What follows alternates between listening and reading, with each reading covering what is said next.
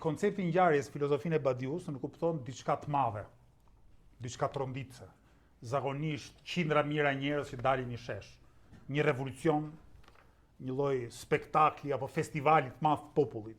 Edhe ngjarjet në historinë e njerëzimit nuk është se janë shumë. 4-5 janë revolucionet me impakt global.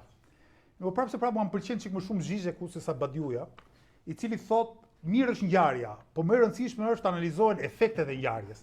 Pra çfarë ndodh pas një ngjarje të madhe. Në Shqipëri ngjarje e madhe do ishte nëse ne në protestë që thrasim tani së afërmi, të mblidhen mijëra vet, 10 mijëra vet.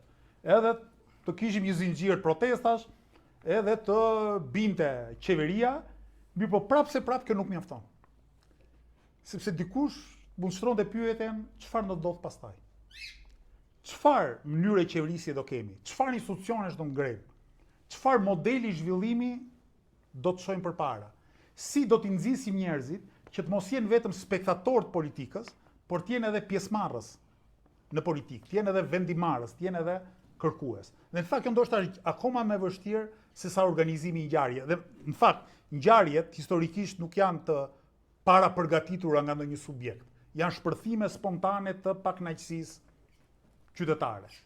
Askush nuk e parashikonte në 13 korrikun e 1789-s, se në 14 korrikun e 1789-s do dilte populli i Parisit në rrugë, do çironte kështjellën mesjetare dhe burgun e Bastijës, dhe prej andej do ndryshonte jo vetëm historia e Francës, jo vetëm historia e Evropës, po historia e gjithë botës. Askush nuk mund ta parashikonte. Siç nuk mund të parashikohen sa ngjarje tjera. Është shumë e rëndësishme çfarë do ndërtohet pas saj, dhe prandaj po ashtu ngulkëm që procesi pas ngjarjes do duhet të jetë një proces i udhëhequr nga ide, i udhëhequr nga jo vetëm dëshira, por edhe plane, edhe programe.